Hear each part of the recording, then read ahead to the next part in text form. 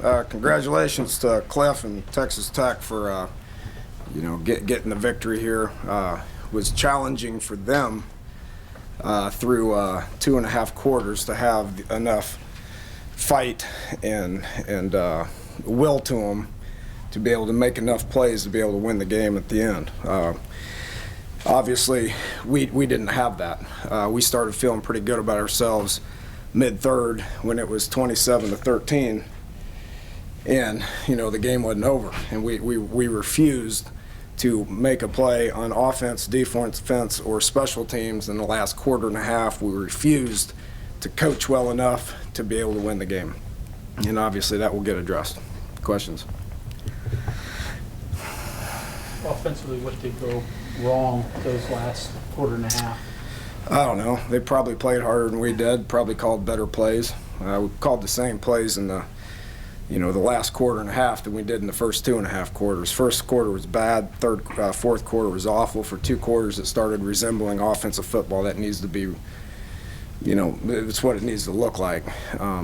Did we get better offensively? Looked better in spurts, yes.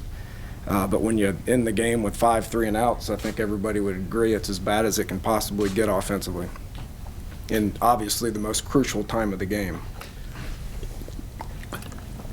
That's when you'd like to see defense rise up and make a stop, and we refused to do that to the point where it would help us win.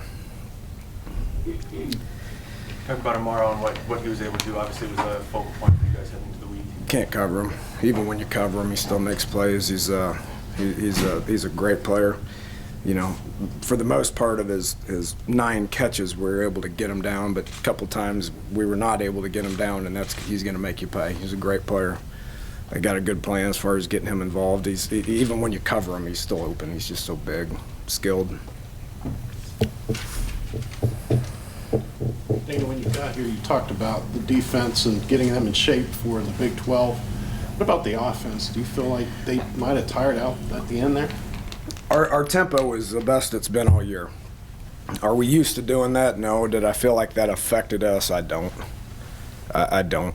We started getting into a rhythm. We had a lot of plays. We ended with 82, but when you finish through your last 5 drives with 5 3-and-outs, up until that point we had a lot of plays. So our tempo is good all the way up until the mid-third. Defensively, we don't have depth. We're scared to put in other guys. Which is tough when you're defending 80-some plays a game. Do you like what you got out of Charles and Rodriguez in the running game? What's that? Do you like what you got out of Charles and Rodriguez in the running game? For 2.5 quarters, yes, and then we couldn't get a first down. So 2.5 quarters, yes. Didn't have the fight and the will to want to win, the will to finish blocks and it's not just up front, it's perimeter stuff as well. Did they change anything to? Well, they played harder than we did up front in the last quarter and a half, because they were keeping safeties because we scared them early, and we were doing things downfield early, so they kept their safeties back a lot in the second half, and we were unable to block man on man in the last quarter and a half. It's just discouraging, disheartening. Do you think the injuries on the offensive line affected that at all? Probably. I don't know. Suck it up. They didn't have that problem. This game we should have won.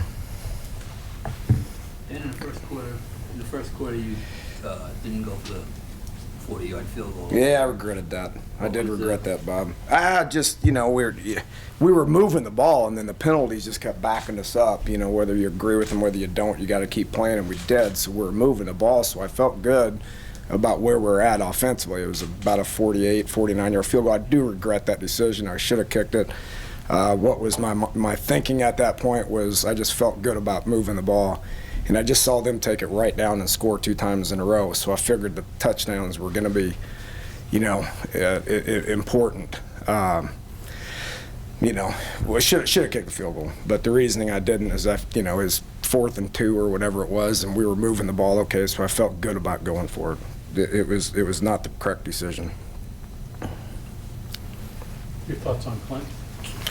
Have to look at it for sure. I thought he was jittery early, and then once he settled down, Thought he handled that. The communication was great. That's one thing that we've been really focused on. The communication was good. There wasn't a delay, in the communication between me and him and everybody else. He's done a good job with that.